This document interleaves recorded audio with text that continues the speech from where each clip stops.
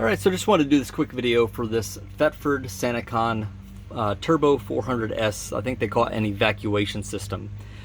So we have a 2000 Tiffin Allegro bay, and the wet bay of the Allegro bay is a little different from other Class A's that I've seen, where a lot of times those come straight out, the sewer connections, and you just connect your hose straight on. We're here, ours 90 down and dump through the floor of the wet bay. And so I didn't have a lot of clearance here to go with a different model. So I went with the 400S, but that also allows me to use the original bayonet fittings. So if anything happens, I can disconnect and move this out of the way and just hook up a regular hose again. I hope that never happens, but it could. So the hose comes off the side of that pump there, and I enlarged the hole on the bottom of the wet bay and just decided to use a big rubber dog bowl as my like extension for my wet bay. And I think it turned out okay, maybe if a little redneck.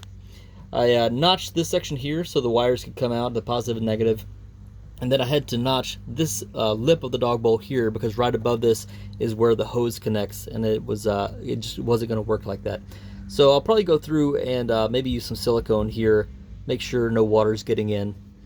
Another thing we had to do, because of where the hose comes out, was cut a door into this. This was just the wall of the wet bay before. So I cut it and I put a piano hinge here, and got some trim off Amazon just to hide these sharp edges and make it look a little bit nicer.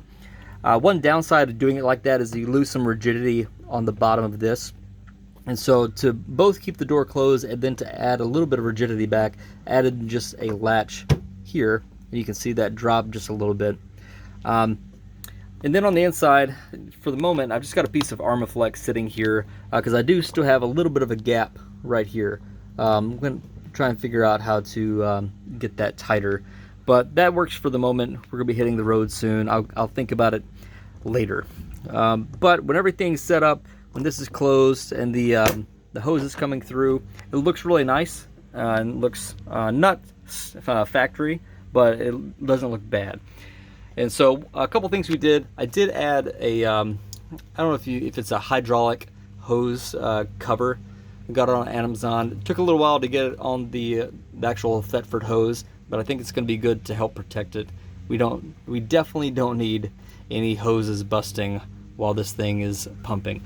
So up here, added some garage hooks, just 2-arm hooks, so that I can keep the hose off the bottom of the wet bay, just to keep the weight off because it's not as rigid. But then also, as we pull everything back up through that door, I can just, hang everything there and finally hang the face of that. Put the control right here on the side, and then I wired it in right here. It was pretty simple because it's right beside the generator. I was able to use this existing ground lug and then put the positive on the arm of my generator. So overall, I'm really happy with how this went. Yeah, this hopefully will make life a lot easier when we're on the road a lot and having to dump the tanks at like a Love's or some other travel stop. No more having to get the hose out, hook it up, blah blah blah, all the cleaning and stuff. Just a quick dump and a quick wipe around before putting the cap back on, and hopefully that'll be it. So anyway, I hope this gives you some ideas if you're thinking about doing this, and yeah, have a great day.